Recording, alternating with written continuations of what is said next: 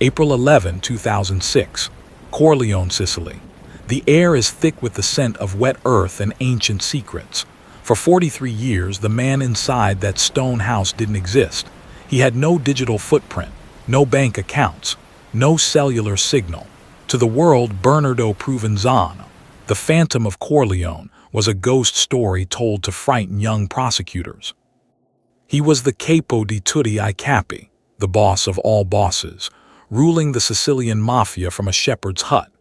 He managed a multi-billion-dollar empire of heroin, blood, and construction through tiny, handwritten scraps of paper called Pizzini. He was the master of the invisible. But even a ghost has an appetite. Even a shadow has a wife who worries if he's eating well. On this cold morning, a simple delivery, a package of clean laundry and a warm pizza, is moving through the hills. It's a journey of 3 miles that took the Italian Carabinieri 4 decades to track. The most sophisticated surveillance in the world had failed. Satellite imagery had failed. Wiretaps had turned up nothing but silence. But today, the silence is about to be broken by the sound of a door being kicked off its hinges. Welcome back to the vault. Take a seat. Pull your chair closer to the light. The file we're opening today is a masterclass in the war between absolute secrecy and human routine. In the archives of the American underworld, we often focus on the flashy dons, the Gattis and the Lucianos who wanted the world to see their power. But Bernardo Provenzano was the opposite. He was the prime minister of silence. He understood that the moment you are seen, you are caught. He lived in the dirt so he could rule the world. But the archives show that the greatest empires aren't usually toppled by grand conspiracies. They are toppled by the small things: a laundry bag, a favorite meal, a wife's touch. Tonight, we look at the 40-year hunt for the ghost of Corleone and the single delivery that ended a 20-year manhunt. This is the truth behind the Hollywood myths. This is the file of the pizza. Before he was the Phantom, he was the Tractor. They called him that because he mowed people down like weeds. Born in 1933 in the rugged hills of Corleone, Bernardo Provenzano was a creature of the soil. He wasn't a man of words. He was a man of action. While his partner, the infamous salvator Toto Riina, was the loud, aggressive face of the Corleone clan, Provenzano was the cold, calculating brain. Together, they waged a war in the 1970s and 80s that left the streets of Palermo stained red. They didn't just kill their rivals, they erased them. They killed prosecutors, judges, and policemen. They broke the old rules of the mafia that said you didn't touch civilians. Provenzano was the ghost in the machine. He was already a fugitive by 1963, wanted for murder. For the next 43 years, he would never officially be seen again. He watched as his peers were arrested, as they died in shootouts, or as they turned into rats. He learned. He retreated into the shadows of the Sicilian interior, realizing that to survive, he had to become a myth.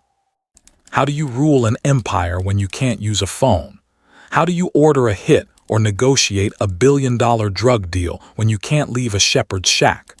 Provenzano's answer was the Pizzini. These were tiny slips of paper, folded so small they could be hidden in a shoe or a piece of bread. They were the analog encryption of the Sicilian Mafia. Provenzano would type them on an old manual typewriter, using a secret code of numbers and biblical references. Number 12 needs to be dealt with, he might write, referring to a specific politician or a rival boss. The archives show a man who was obsessed with detail. He lived a monastic life. No luxuries, no women other than his wife. He ate vegetables he grew himself. He prayed constantly. He believed he was doing God's work, and the Pizzini were his gospels. For 20 years, these scraps of paper moved across Sicily like a shadow network, keeping the empire alive while the world searched for a man who seemed to have vanished into thin air. By the early 2000s, the Italian authorities were desperate. Provenzano was a symbol of their failure. They had arrested Riina, they had dismantled the commission, but the Phantom remained. They began a new strategy. They didn't look for Provenzano. They looked for his needs. They knew he was still in Sicily. A man like that doesn't go to the Riviera. He stays where the people fear him and the land protects him. They began a massive digital dragnet over the Corleone countryside. They placed cameras on every ridicline, microphones in every tree, and heat sensors in the caves. They started watching his family.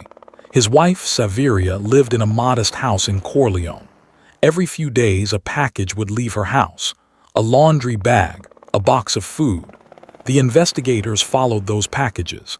They watched as they were passed from hand to hand, from a cousin to a shepherd to a priest. It was a human chain that led deep into the mountains, to a place where the roads ended and the silence began. April 2006. The chain was almost complete. The Carabinieri had followed a laundry bag for 3 miles. They saw it arrive at a small farmhouse, a shepherd's hut on the outskirts of Corleone. It looked abandoned. It was decrepit, surrounded by sheep and scrub brush. But then they saw something that didn't fit. A man arrived with a fresh pizza. He didn't knock. He just left it by the door. 10 minutes later, a hand reached out from the shadows and pulled the box inside. The investigators in the surveillance van held their breath. They didn't have a face yet, but they had a routine. A man who receives fresh laundry and hot pizza in a deserted shack isn't a shepherd. He's a guest of honor. They waited for the heat signature. They waited for the movement behind the shuttered windows. The archives tell us that in that moment, the 20-year manhunt was down to its final seconds. When the door splintered, they didn't find a monster. They found an old man. He was wearing a worn sweater and jeans. He was standing next to his typewriter, a half-eaten slice of pizza on the table. Around him were hundreds of Pizzini, the tiny slips of paper that had ruled Sicily for decades. Bernardo Provenzano didn't fight. He didn't scream. He looked at the officers with the eyes of a man who had been waiting for this moment for 43 years. He only had one request. He wanted to finish his meal. The Phantom of Corleone was gone.